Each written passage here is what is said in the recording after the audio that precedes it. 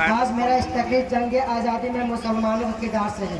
आज हमें ये कहा जाता है कि मुसलमानों ने इस देश के लिए क्या किया, तथा हमें गद्दार साबित किया जाता है। उन लोगों को मैं बता देना चाहता हूँ कि अगर उलमाए कराम जंग में हिस्सा ना लेते तो हिंदुस्तान कभी भी आज़ाद ना होता।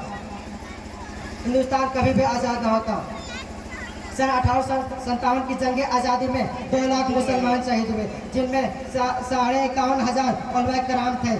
अंग्रेज ने कहता है जंग जिहाद को ख़त्म करना जरूरी है, और जंग जिहाद को ख़त्म करने से पहले एक और चीज़ को ख़त्म करनी जरूरी है, और वो ये है कि हिंदुस्तान से कुरान और उलमा को ख़त्म कर दिया जाए। चुनांचे सन 1861 में 3 लाख कुरान करीम नस्ल बख्तर अंग्रेजों ने जलाए, और उसके बाद उलमा कराम को ख़त्म करने का फैसला किया।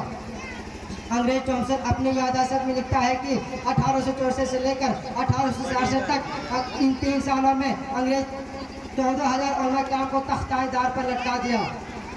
जाकर देखो हिंदुस्तान की तारीख को, जिसमें थॉमसन कहता है कि दिल्ली के चांदनी चौक से लेकर खैबर तक ऐसा दखना था जहां उलमा के गर्दन लटका हो। थॉमसन कहता है कि उलमा के जिस्मों को तांबे से दागा गया। थॉमसन कहता है कि उलमा को चूरों को खालों में बंद करके जलते हुए आगों में डाला गया। थॉमसन कहता है कि लाहौर के शाही मस्जिद के आंगन में अंग्रेज ने फांसी का फंदा बनाया था। इसमें एक दिन में 80 उलमा को फांसी दी जाती थी। फिर भी कहते हो मुसलमानों ने इस देश के लिए क्या किया।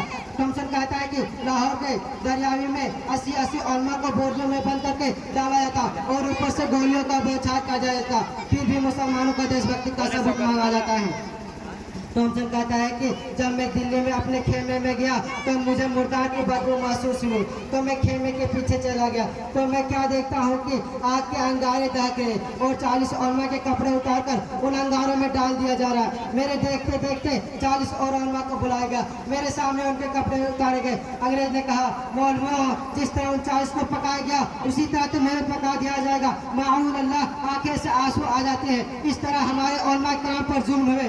अंग्रेज ने कहा तुम सिर्फ एक आदमी यह कह लो कि हम 1857 की जंग आज़ादी में हम शरीक नहीं थे, अभी छोड़ देते हैं। थॉमसन कहता है मुझे पैदा करने वाले की कसम एक भी आलिम उनमें से ऐसा ना था। सारे के सारे आग में पड़ गए मगर अंग्रेज के सामने गर्दन नहीं झुकाए और कहते हो मुसलमान इस देश के गद्दार है, बताओ तुमने क्या किया। अब मैं अपनी बातों को खत्म करता हूँ। बहुत माशाअल्लाह, जो हीरो जो बहुत देर से आप लोग